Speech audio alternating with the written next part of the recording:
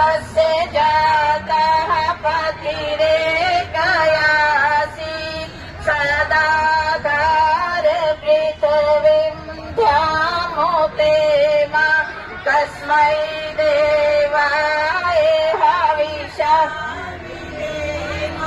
ॐ य आत्मदा बलदा यस्य विश्वयुपासते प्रशिशं यस्य देवाः यस्य छाया अमृतं यस्य मृत्यो तस्मै देवाय हविषः विधेम ॐ येन द्यौरुग्रा पृथिवी च दृढा येन श्वासद्भितं येन नागाः यो अन्तरिक्षे रजसो